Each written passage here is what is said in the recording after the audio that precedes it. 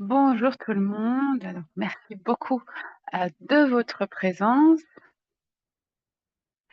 et bienvenue donc à ce webinaire d'aujourd'hui pour l'intégration du genre dans le plan d'action global sur la biodiversité et la santé. Je suis Alejandra Duarte. Je vous souhaite donc une belle matinée, ou une belle après-midi, ou une belle soirée. Avant de commencer, alors merci de bien vouloir éteindre vos micros. Je vous rappelle que l'interprétation est disponible en espagnol et en français, ainsi que en anglais dans le cas nécessaire. Donc n'hésitez pas à choisir votre canal d'interprétation de préférence. Nous commencerons par écouter les présentations et puis si vous avez des questions, n'hésitez pas à utiliser donc la fonction questions-réponses Q et A que vous retrouverez dans votre barre d'outils pour poser vos questions. Alors aujourd'hui, nous avons trois merveilleux présentateurs et présentatrices. Nous aurons donc en dernier Roberto du Biodiversity Network. Nous aurons également Sandra et, et donc Férica. Alors voilà ici l'agenda pour aujourd'hui et nos intervenants et intervenantes.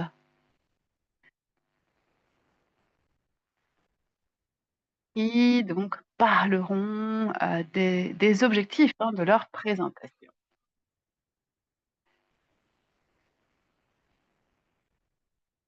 Alors, permettez-moi de commencer avec une brève introduction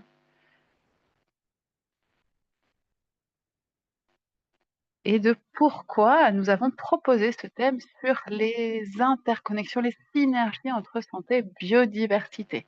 Alors, bien entendu, la biodiversité est reconnue internationalement, mais son lien avec la santé est aussi largement connu.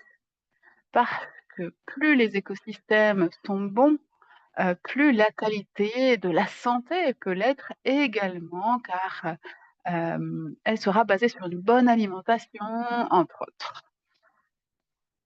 Nous savons que la perte de biodiversité accentue les inégalités et a des impacts sur la santé et les droits des personnes. Il est donc nécessaire de faire la lumière sur cette interconnexion entre biodiversité et santé. Le secrétariat développe des indicateurs, des matrices basées sur des données scientifiques afin de mesurer donc les impacts de la perte de biodiversité. Il est donc nécessaire que ces indicateurs prennent en compte ces liens pour montrer à quel point la perte de biodiversité affecte de différentes manières différents acteurs.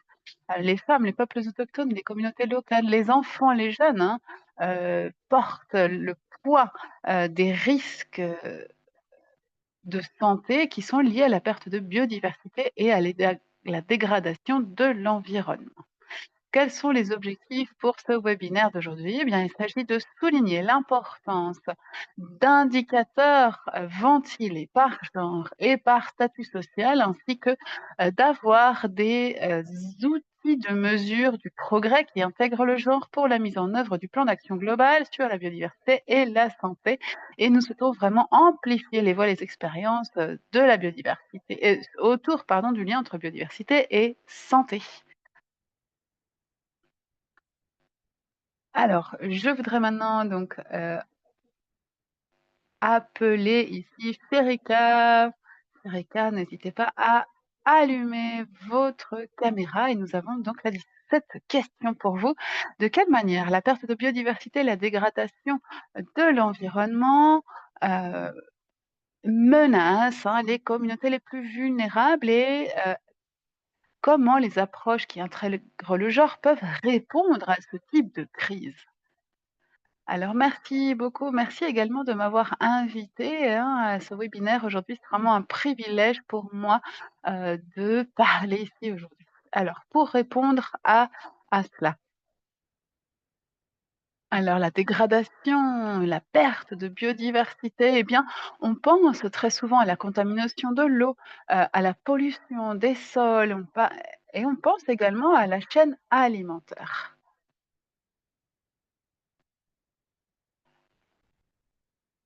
Alors face à la déforestation, à la pollution des sols, des eaux, eh bien, quelles seront les conséquences pour la santé de la population? Eh bien, nous allons en premier lieu voir de plus en plus de maladies, hein, qui vont émerger dans le monde entier. Nous allons voir également la sécurité alimentaire et la sécurité des aliments qui va être de plus en plus mise en danger. Quelles seront les populations les plus vulnérables à ce type de conséquences? Eh bien, bien entendu, on parle de personnes qui dépendent largement, d'aliments frais, heu, qui dépendent, de la pêche, l'agriculture, les personnes qui travaillent dans des communautés agricoles, surtout dans des pays où ce sont les femmes, les enfants et aussi les paysans, paysannes, hein, qui, s'occupent de la sécurité alimentaire de toute la population d'un pays. Il faut aussi regarder la nutrition des plus jeunes. Si la nourriture n'est pas de bonne qualité, cela va, mettre en danger la nutrition, la santé, des enfants.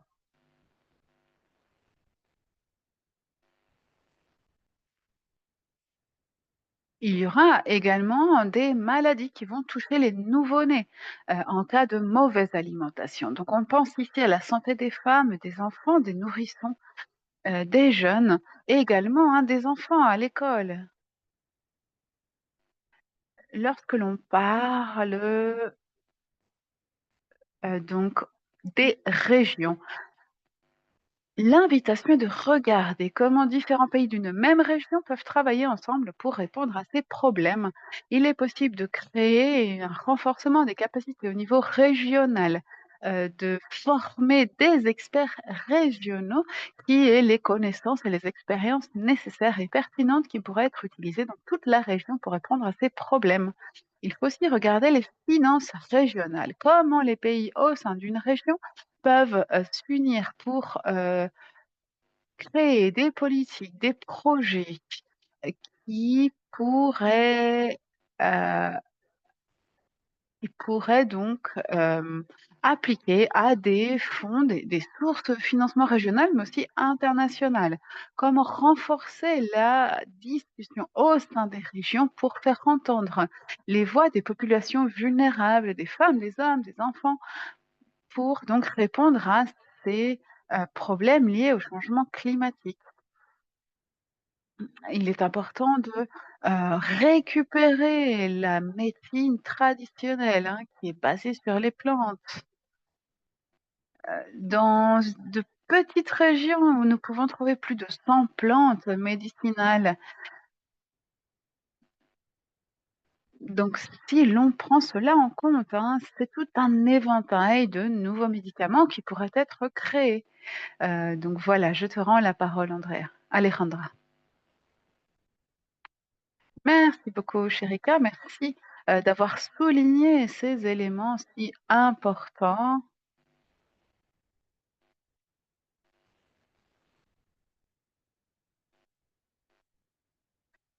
Tu as parlé, hein, des différentes populations qui sont, touchées par la perte de biodiversité. Tu as parlé également de comment des projets pourraient, répondre, hein, à ces conséquences. Alors pour avoir ce type de projet pertinent, nous avons besoin d'indicateurs qui reflètent la situation, qui indiquent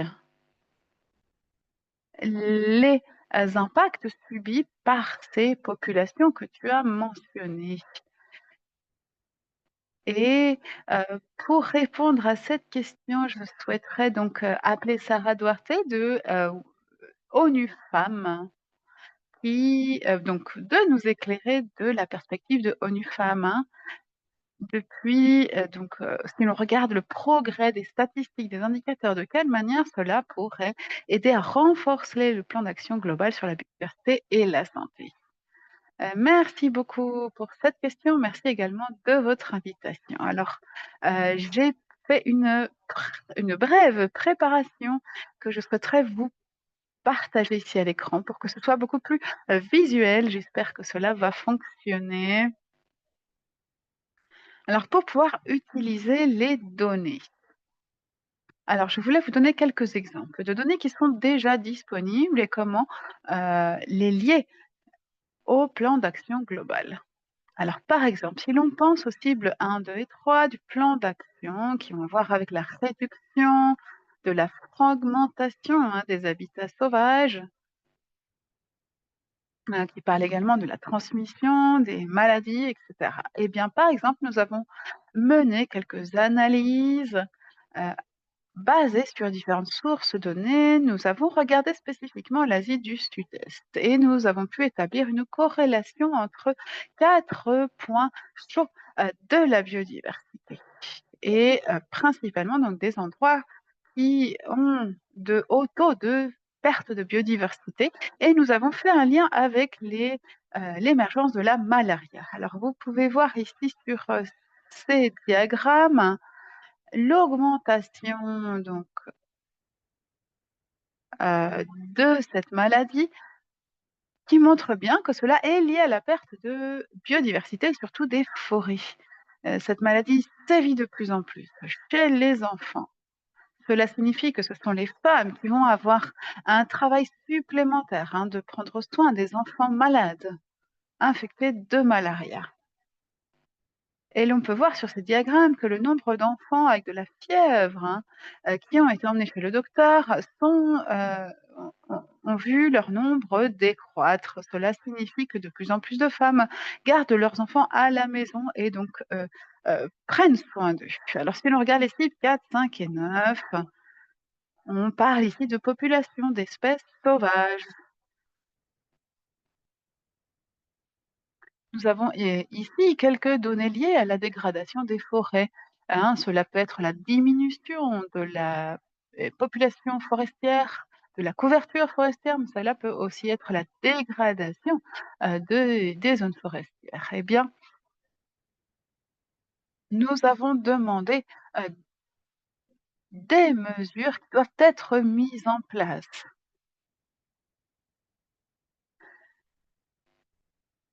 Et nous avons également fait tout un travail de sensibilisation, pour éviter la dépopulation des espèces.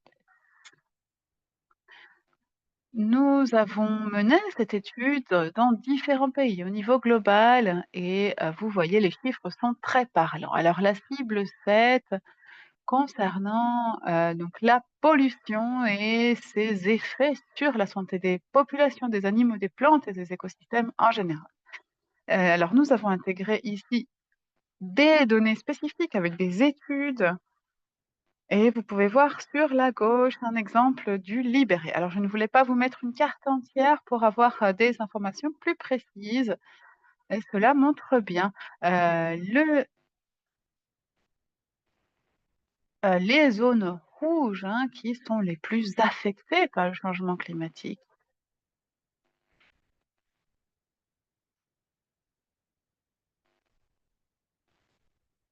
et on voit ici la corrélation entre ces zones et les plus hauts niveaux d'anémie, surtout chez les femmes. On voit ici donc les cercles bleus sur, l'image, hein. Ce sont donc les zones où les femmes ont de plus en plus d'anémie. Il y a ici, des grands problèmes d'alimentation, d'accès, à la nourriture. La plupart de ces communautés dépendent du poisson et l'anémie, comme je le disais, se voit principalement chez les femmes parce que, généralement, les femmes qui n'arrivent pas à, collecter beaucoup de nourriture, eh bien, se privent elles-mêmes pour pouvoir alimenter leur famille. Alors cible 8, hein, on parle du changement climatique. Il y a tellement de couches différentes, hein, pour cette cible, pour en choisir seulement une, hein, parce qu'il y a tellement d'analyses et de données là-dessus. Je voulais vous montrer sur ces graphiques la connexion entre, l'aridité croissante et le pourcentage de tumeurs chez, donc les êtres humains. Et on voit que donc, les maladies sont de plus en plus croissantes dans les zones qui sont de plus en plus arides. Alors, vous il n'y a pas de pays d'Amérique latine ici parce que les données sont beaucoup moins disponibles, hein.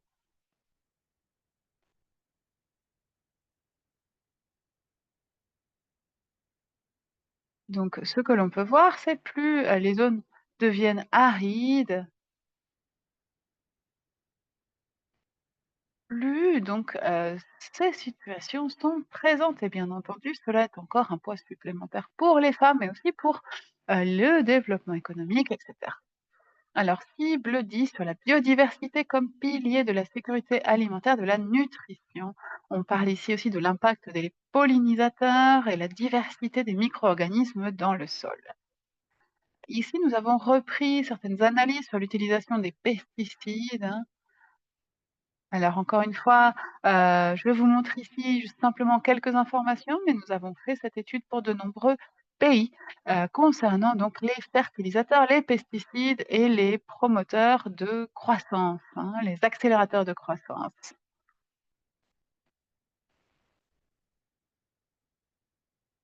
Le point intéressant ici, hein, si l'on regarde à droite surtout, c'est que la population qui utilise de plus en plus de pesticides, de fertilisants, sont aussi, les personnes qui voient la dégradation de leurs terres. Dans les zones où, ces produits ne sont pas utilisés, eh bien la dégradation est bien moindre. Sur la cible 12, qui nous parle donc de la biodiversité, qui optimise l'intégrité des écosystèmes et a un impact sur la santé mentale, physique et cetera. Alors encore une fois, nous avons fait des études sur de nombreux pays qui montrent que, alors notre assumption, hein, nous pensons que donc la perte de la biodiversité est un des moteurs, hein, de la perte de santé. Eh bien, nous avons vu que ce sont plus les femmes que les hommes qui voient leur santé physique et mentale, diminuer.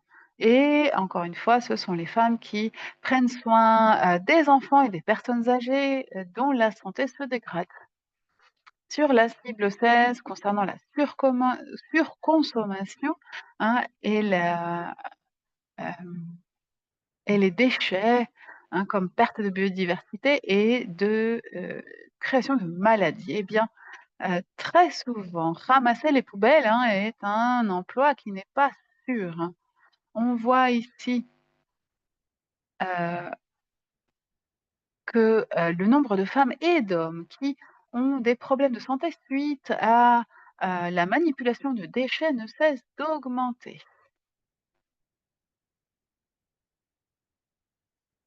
Et nous voyons que dans une grande partie, hein, du monde, il n'y a pas d'équipement, heu, pour, donc cette collecte. Alors voilà un peu un aperçu général des données que nous avons et de comment, les lier au plan d'action global. Alors voici un tableau, hein, qui reprend toutes ces informations. Le problème, c'est que pour de nombreux sites, nous n'avons pas forcément d'accès à des données. Alors, comme je le disais, il y a de nombreuses sources, hein, bien entendu, que ce soit donc des études, des enquêtes, des rapports financiers, mais pour toutes ces cibles, hein, il me semble que les données ne sont pas suffisantes pour nous permettre de faire une analyse pertinente. Alors quelles sont les solutions, hein, pour, répondre à ces lacunes en termes de données? Eh bien, il est important d'avoir de plus en plus d'études spécialisées. Si vous n'avez pas d'études spécialisées sur l'environnement, le genre ou le lien entre les 2, eh bien cela, complique, hein, l'accès aux données et donc il est très simple de, faire face à une telle lacune. Et il est aussi nécessaire de regarder les études qui ont déjà été faites. Parfois, il y a de nombreux types d'études, d'enquêtes qui ont déjà été menées et qui restent dans l'ombre. Donc n'hésitez pas à les regarder, vous pouvez vraiment trouver dans tous ces rapports, hein, de nombreuses informations.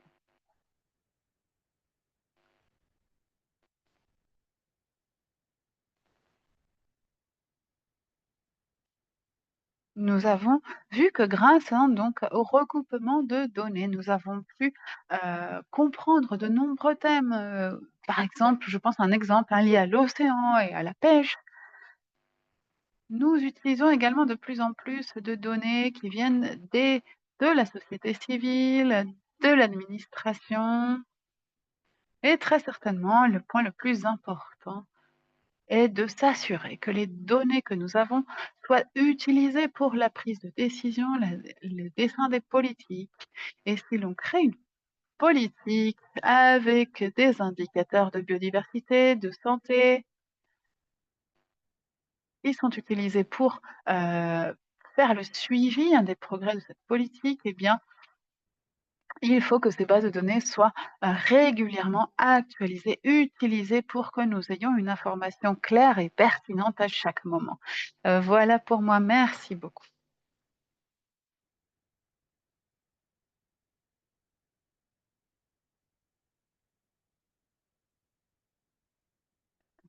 Pardon, je viens de voir que je n'avais pas ouvert mon micro. Je disais donc, eh bien, merci beaucoup pour cette présentation, hein, très fournie, qui nous montre toutes les données qui sont déjà existantes et qui peuvent nous être utiles pour, étudier, faire le suivi de ces cibles.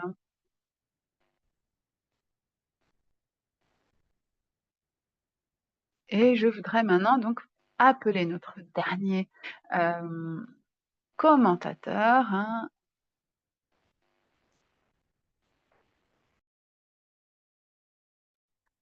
qui est donc, expert pour, le Burundi et qui travaille donc pour le, groupe de jeunes de, la convention sur la biodiversité. Alors, Roberto, si vous pouviez donc ouvrir votre caméra. Ma question est quels sont les indicateurs qui devraient avoir la priorité dans le plan d'action sur la biodiversité et la santé?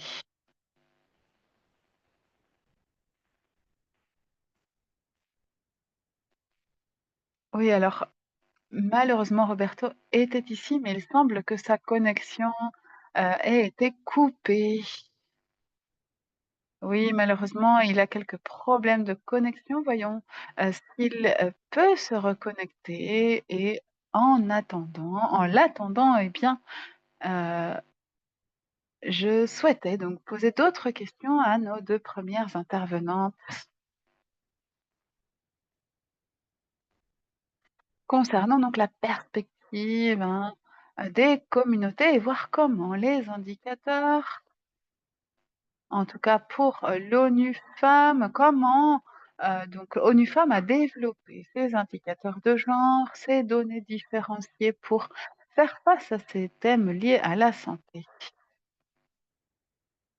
Et il y a, hein, donc le besoin d'intégrer, des indicateurs qui prennent en compte la dimension genre et je voulais vous demander dans votre perspective, quelles sont les étapes les plus urgentes pour assurer que ces indicateurs soient véritablement utilisés par les gouvernements pour une action équitable sur la biodiversité et la santé? Erika, est-ce que tu souhaites, commencer? Oui, bien sûr, merci.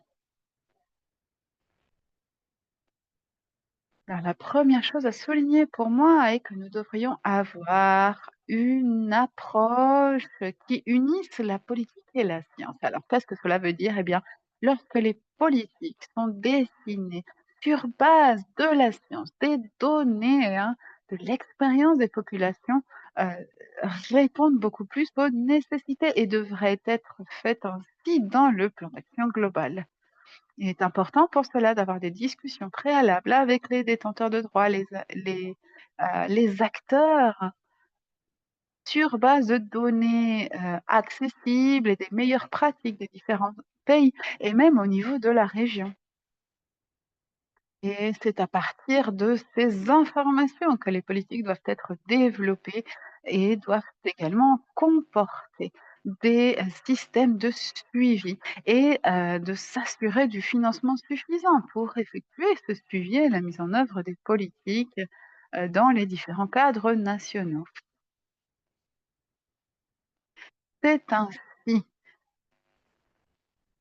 que les responsables politiques pourront non seulement faire le suivi des indicateurs, mais aussi Heu, les évaluer véritablement pour pouvoir les améliorer, si besoin de regarder où sont les lacunes, où est-ce qu'il y a besoin de faire des modifications, pour assurer la mise en œuvre des plans d'action. Cela est tout à fait nécessaire dans cette première étape et je souhaiterais maintenant laisser la parole à Sarah. Merci beaucoup. Oui, alors, je n'ai pas beaucoup à ajouter à cette, réponse. Alors dans mon expérience, hein, vous savez, ONU Femmes intervient dans de nombreux gouvernements pour donc, partager des données et ce que nous voyons généralement, c'est un processus qui commence avec un plaidoyer d'utilisation des données pour, véritablement montrer l'importance de cela. Après ce travail de plaidoyer, eh bien, heu les gouvernements intéressés nous demandent, hein, ces données qui vont les utiliser pour donc éclairer, l'avènement d'une nouvelle politique ou modifier une ancienne politique, par exemple. Et après ce processus, hein, d'élaboration des politiques, eh bien, les indicateurs pour leur mise en œuvre sont encore une fois très liés aux données.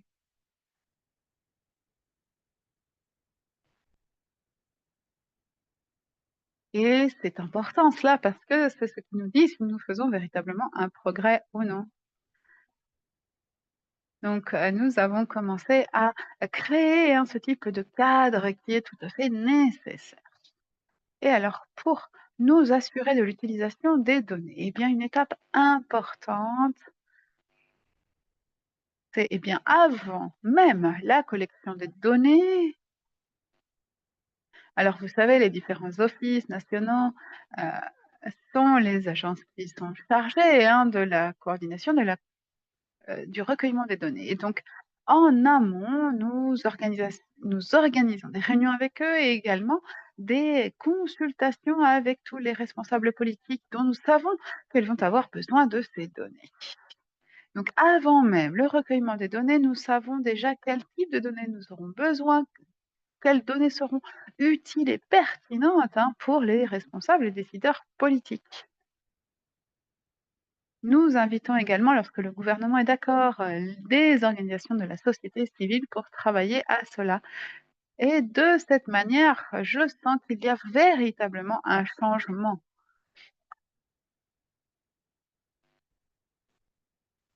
Et une fois que les données sont utilisées, eh bien, tout le processus s'enclenche. Merci beaucoup.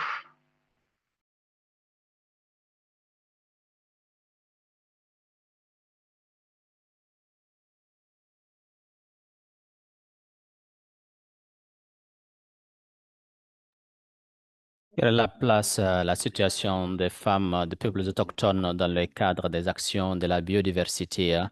C'est une de ces questions que nous avons pu déballer. Et comment est-ce que l'espace de planification est en train d'être fait au niveau international, tout en prenant en compte la dimension de la santé des femmes et aussi c'est surtout le problème de cette destruction planétaire qui se passe au niveau international. Ça, c'est entre autres des différentes questions que nous avons pu quand même projeter. Je ne sais pas si vous qui voudrez bien répondre à cette question. Sherika, Sarah, vous avez... Oui, ça, c'est une question quand même très importante, mais très difficile, hein, je peux l'admettre. Je dirais quand même de mon côté, hein, parce que je travaille sur des questions de données, des indicateurs qui ne sont pas relatifs à la politique, hein, mais ce qui se passe est que nous avons à collecter des données pendant un bout de temps et l'organisation de ces données, nous nous sommes rendus compte qu'au niveau pays, avec une grande représentation de peuples autochtones, certaines de ces n'étaient pas du tout, ne parlent pas à la réalité de cette population. Bien sûr, nous nous rendons compte que nous avons besoin d'une nouvelle approche, hein, et notamment les normes de standards que nous sommes en train d'utiliser. Nous travaillons avec des données collaboratives des citoyens pour pouvoir essayer faire face à cette situation. Nous n'avons pas de solution. Bien sûr, nous sommes en train de mettre en avant surtout des organisations qui collaborent avec les citoyens. Hmm, Nous travaillons avec toute une série, une palette, une myriade de citoyens qui sont en collaboration avec des peuples autochtones pour pouvoir parvenir à des solutions, pour pouvoir aussi prendre en compte les questions des peuples autochtones. Dans le contexte des deux, les questions qui sont posées, comment est-ce que les causes sont posées, comment est-ce que l'échantillonnage est fait, comment est-ce que les approches sont entreprises sur le terrain, mais aussi dans le contexte surtout, la génération des données et à partir des citoyens pour alimenter le système. Donc, jusqu'à présent, c'est juste c'est un travail en processus, un travail en cours. Maintenant, peut-être dans 6 mois, nous allons avoir une compréhension meilleure de savoir comment est-ce que nous allons faire face à cette situation. Merci beaucoup, mesdames et messieurs. Juste pour en ajouter à ce que Sarah a dit relativement aux données des peuples autochtones. Cela est relatif à la santé publique. La population autochtone a une approche unique de ce qu'on appelle la médecine. La thérapie médicale, médecine. Comment est-ce que c'est prise en compte? Nous avons les médecines, les médicaments conventionnels et les médicaments traditionnels, hein. Et chacun de ces médicaments chacun d'eux a un élément important. Donc, cette connaissance d'être employé pour que cela puisse être utilisé scientifiquement. Scientifiquement, je vais donner un exemple typique hein, au Jamaïque relativement aux médicaments traditionnels, la médecine traditionnelle. Ma grande-grand-mère a une manière unique à pouvoir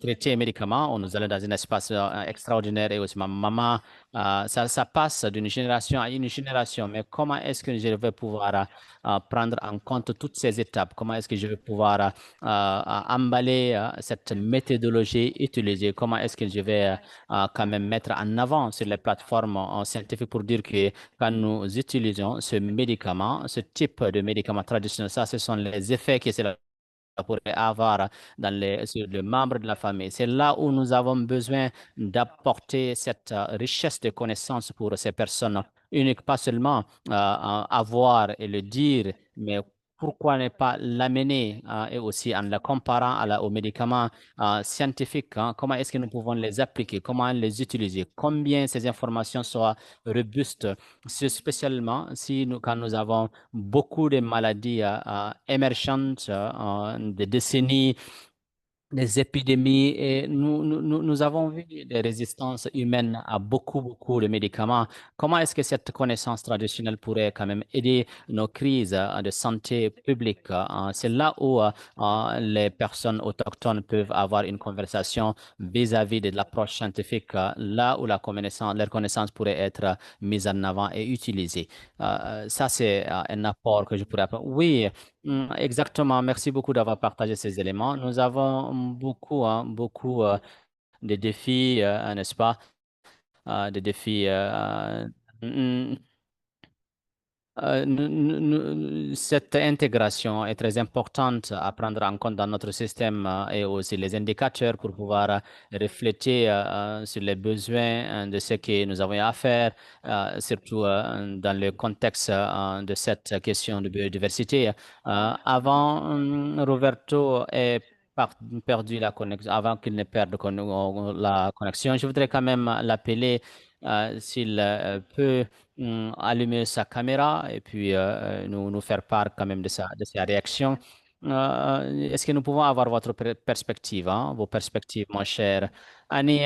Je suis là encore. Hein. Oui, on a à vous perdre hein, à un moment donné. Tout de même, c'est triste quand même. On l'a perdu. Hein. Nous avons une autre question à vous, mes chères dames et les participants.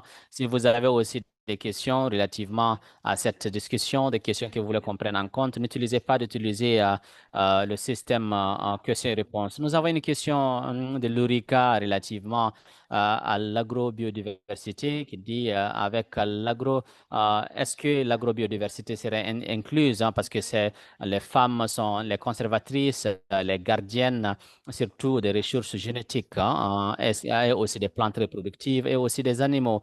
Qu'en pensez-vous, mes chères dames, de cette question? Est-ce que vous pouvez répéter la question encore parce que j'ai entendu la dernière, mais pas la première partie, hein. Hmm. Oui, cela dit, est-ce que l'aspect de l'agrobiodiversité sera pris en compte dans ce contexte, vu l'importance que les femmes jouent, hein, surtout s'agissant des données, comment est-ce que nous allons, vous voyez, procéder? Oui, des points de vue, perspective, hein, des données, je ne sais pas si c'est exactement le données hein, qu'on fait mention, mais en réalité, c'est que nous sommes avec la sélection sémencière, la collecte de ces semences, quand nous collectons ces données et que nous demandons aux gens combien de mois pour les les derniers mois, est-ce que vous avez vécu l'augmentation ou bien de niveau de l'eau? Donc, nous avons toute une question, une barrière de questions quand même. L'une de ces questions est surtout qu'est-ce que vous avez fait pour pouvoir préparer et aussi faire face à ces événements inattendus. Donc, nous avons à collecter des semences pour la saison prochaine. Donc, nous voyons que c'est les hommes qui font ce travail-là. La plupart des femmes disent qu'ils font la transformation des produits, surtout pour pouvoir prendre en charge la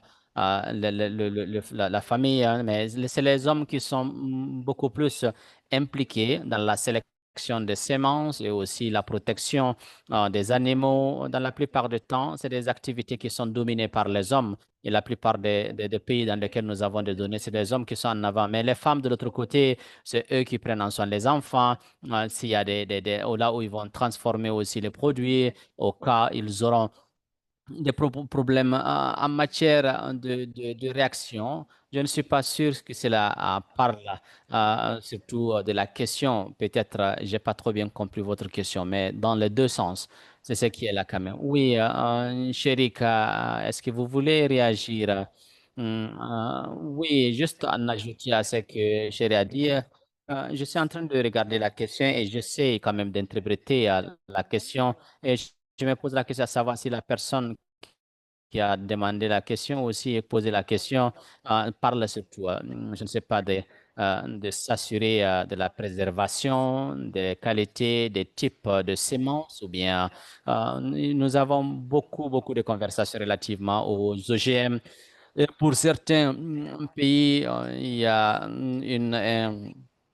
des aliments particuliers. Si on ne préserve pas ces semences, il y aurait une différente qualité que nous allons avoir pour l'aliment. Donc, mon interprétation de cette question et de réflexion, surtout, hein, est-ce que c'est que cette partie hein, de la stratégie qui sera mise en place, est-ce que cela va assurer la préservation de certaines semences qui sont utilisées pour la production alimentaire? Nous avons parlé des espèces, des ressources génétiques, la régénération des plantes. Est-ce que cela fait partie des indicateurs ou bien d'une approche stratégique?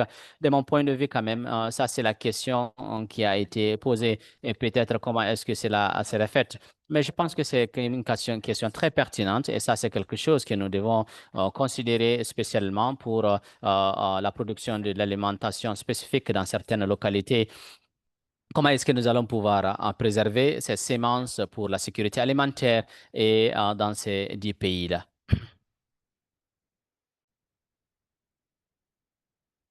Merci beaucoup, Charita. Exactement. Je ne suis pas sûr si la personne qui a posé la question est ici, peut-être dans le chat, la personne pourrait mieux s'élaborer, mieux nous donner quand même quelle est l'intention de sa question pour savoir si nous avons bien compris sa question. Peut-être aussi demander si la réponse est satisfaisante mais nous avons 2 questions supplémentaires. Mesdames et messieurs, nous allons continuer avec les questions de Michel Anne-Ruiz. Qu'est-ce que le cadre des Nations Unies, avec les outils, avec les indicateurs de femmes, des indicateurs de genre, vous pouvez nous faire part pour la considération dans les plans d'action, le financement des projets que nous pouvons localiser. Qu'en est-il de cette question?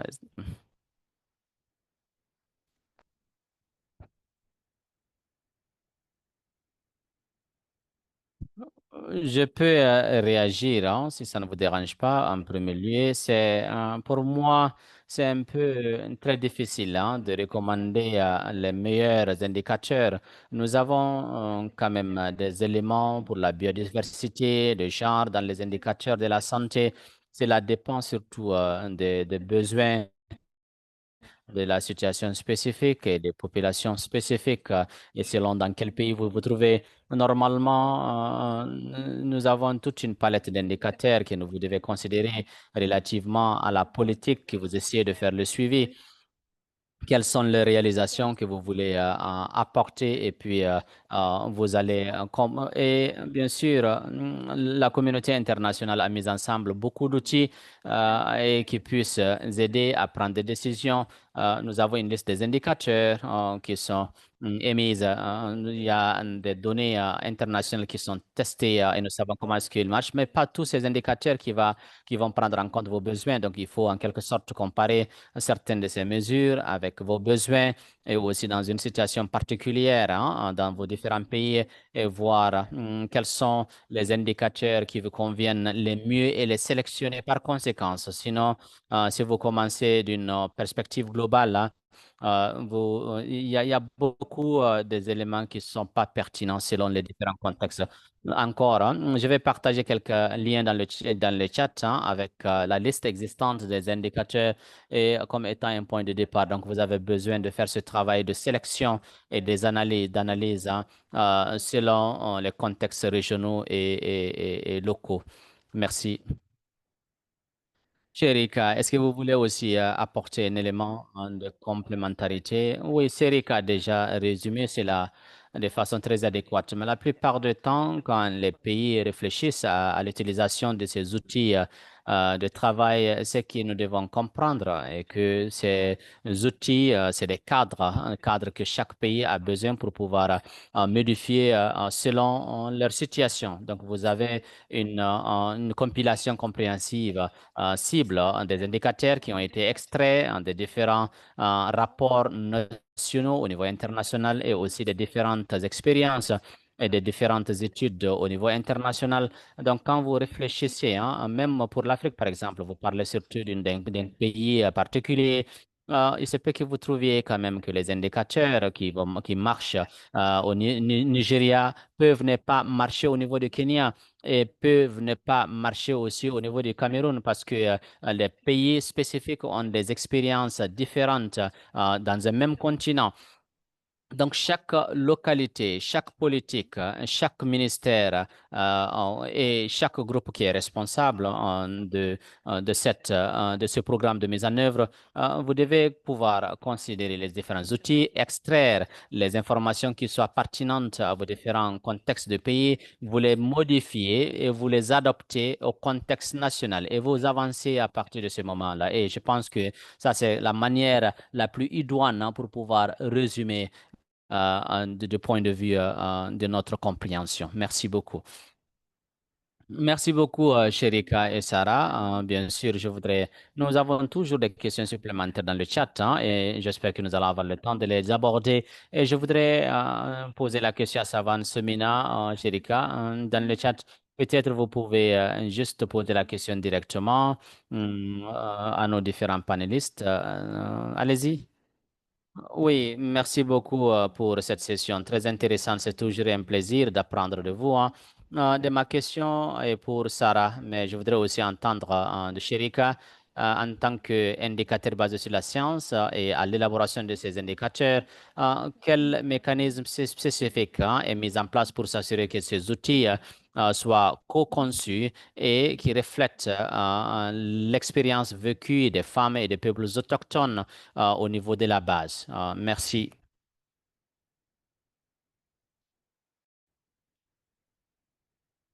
Merci beaucoup pour cette question.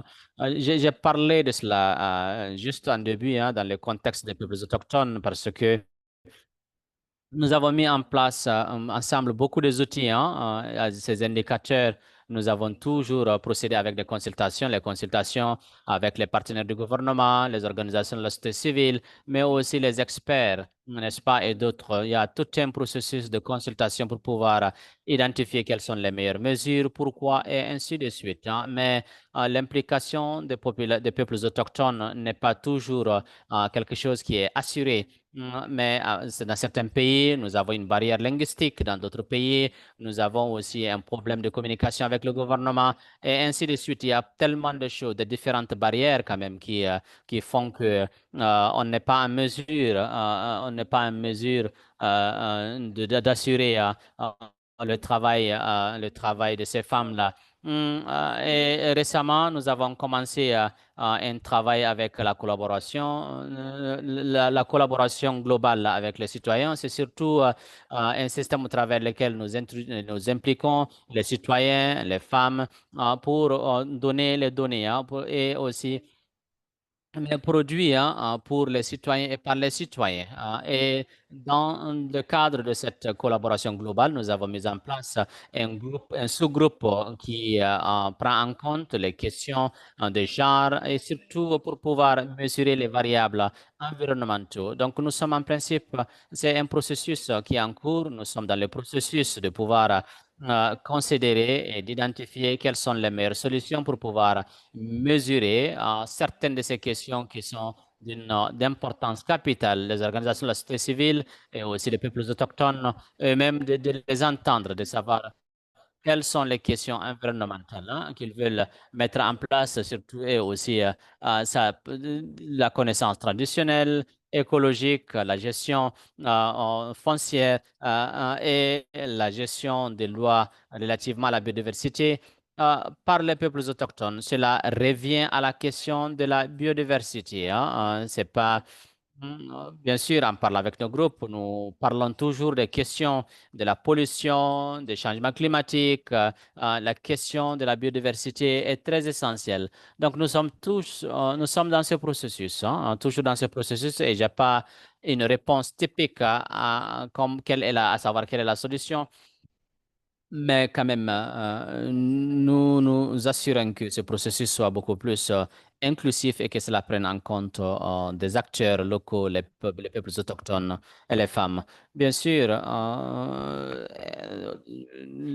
sans doute, hein, nous nous sommes rendus compte que je parle très rapidement et toutes nos excuses hein, à nos chers interprètes qui sont là à nos chevilles pour une meilleure compréhension. Merci beaucoup, Sureta.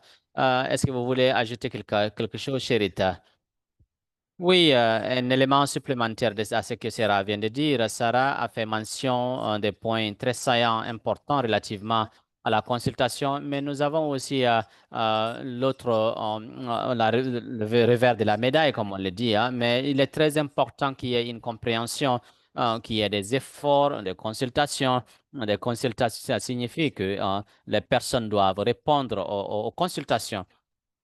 Il est aussi important pour les différents groupes, chaque fois que des consultations sont faites, qu'il y ait des évolutions, qu'ils soient impliqués pour pouvoir avoir un effort collectif et tous les membres ne peuvent pas faire partie de la consultation.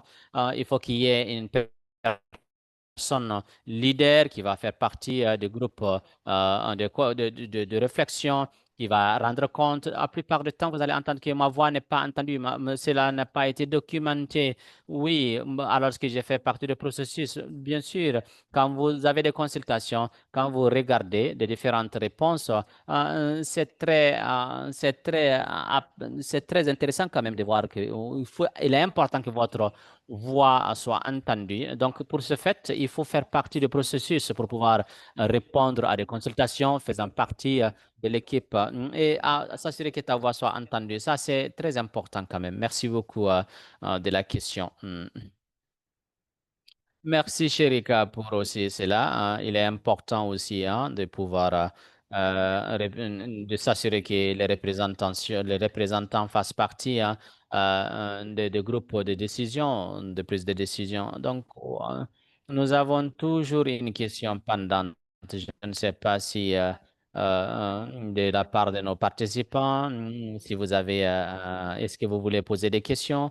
Eric Matakumba, tu voulais poser une question?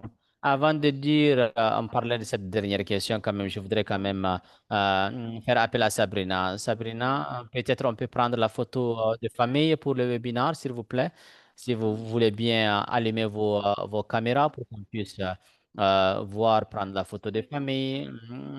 Si vous pouvez, mesdames et messieurs, allumer tous les participants, mettre votre caméra. Merci beaucoup de nous rejoindre. Nous avons toujours certaines questions à répondre, mais nous voulons déjà prendre la photo de famille avant de procéder avec les questions, Inch'Allah. Merci beaucoup de bien vouloir allumer vos caméras.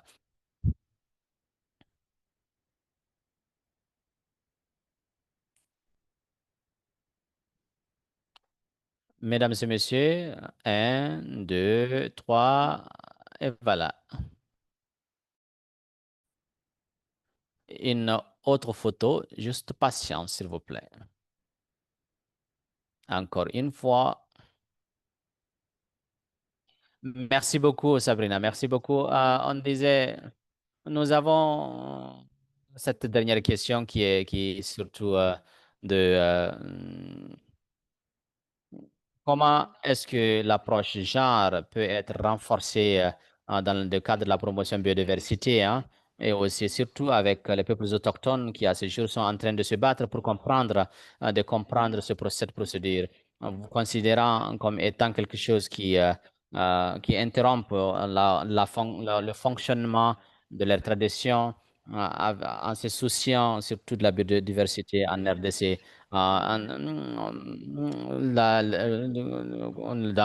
la République démocratique. Comment est-ce que cela pourrait être fait quand les décisions sont prises sans la considération de ces populations dans le cadre d'un processus de prise de décision préalable? Et c'est une question quand même compliquée à répondre, hein, mais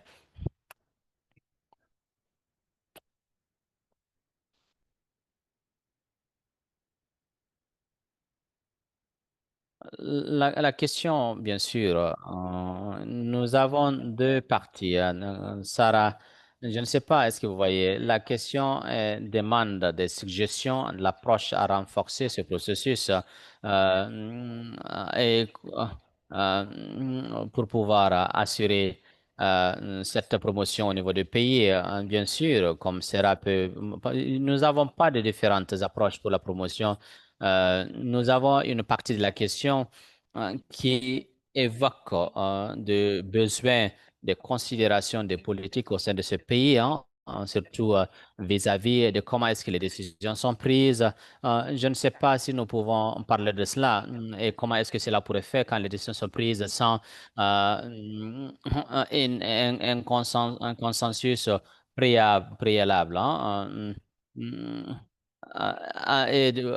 Et surtout de comment est-ce que cela est présent dans le contexte de ce pays, dans le contexte de libre consentement préalable et éclairé, hein, quelles étapes sont entreprises pour votre politique de changer de telle approche, hein, à savoir comment est-ce que quand les informations sont partagées, Mais relativement à l'approche de renforcement, est l'une des choses les plus génériques qui puissent être faites. C'est surtout quelles sont les approches que vous avez en place présentement et comment est-ce que vous êtes en train de réviser votre approche présente pour pouvoir les améliorer, vous autres, en vous disant de prendre une un espace spécifique, hein, approche spécifique sans avoir une connaissance préalable, et sans avoir travaillé pour vous et comment est-ce que cela pourrait être amélioré. Pour certains pays, nous avons le média social pour pouvoir faire la promotion des informations. Nous avons aussi la promotion avec quelques poches de la société au travers le système éducatif, tout en s'assurant que les choses fassent partie du curriculum éducatif. Et quelles sont les approches que vos pays sont en train de faire usage? Est-ce que les approches marchent? Quelles sont les approches qui marchent? Quelles sont les approches qui ne marchent pas? Et comment s'assurer que c'est pour ce qui ne marche pas? Et comment est-ce que on ne peut pas avoir une solution unique, hein, une réponse unique, parce que nous voulons comprendre les dynamiques des différents pays. Et je veux juste demander à Sarah d'ajouter à cette idée. Bien sûr, nous n'avons pas beaucoup de choses à ajouter, hein, et une chose qui est importante, dans chaque pays, comme vous l'avez dit, hein, nous avons des différents processus de prise de décision.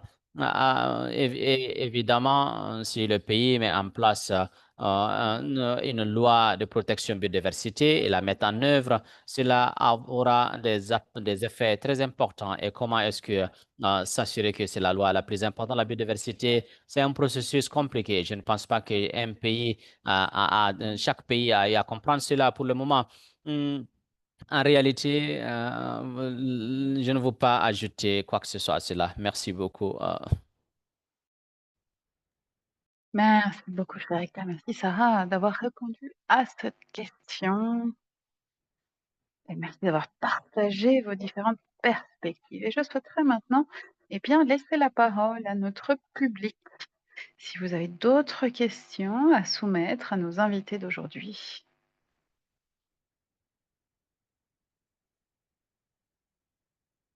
Alors malheureusement, Roberto n'a pas pu nous rejoindre aujourd'hui à cause de problèmes donc liés à sa connexion internet.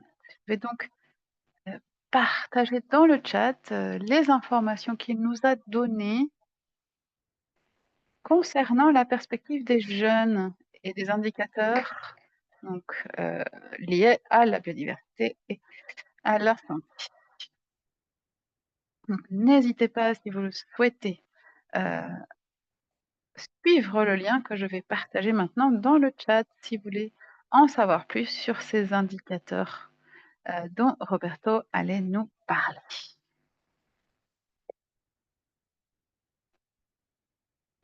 Alors, apparemment, nous n'avons pas d'autres questions. Je voulais vraiment, remercier Sherika et Sarah de nous avoir rejoints aujourd'hui parce qu'il s'agit véritablement d'un thème,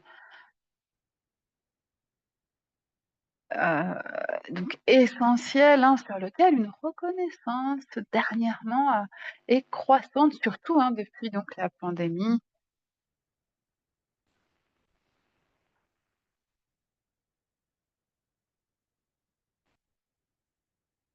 Nous voyons de mieux en mieux, hein, ces interconnexions entre ces différents éléments et comment, cela affecte le bien-être humain, hein, la dégradation de la biodiversité, la perte de biodiversité.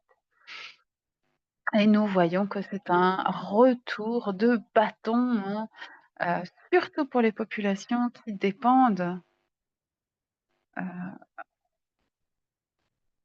donc qui dépendent, hein, des écosystèmes durables.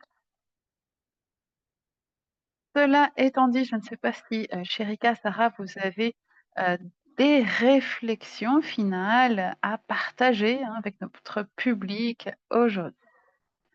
Rien de plus? D'accord, eh bien merci encore, de nous avoir rejoints. Merci d'avoir répondu à toutes nos questions.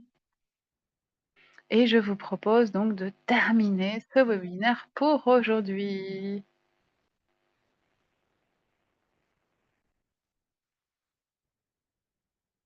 Oui, Somina? Oui, pardon, je n'arrête pas d'ouvrir mon micro, de l'éteindre. Alors, je voulais simplement prendre à nouveau une photo du webinaire. Merci beaucoup.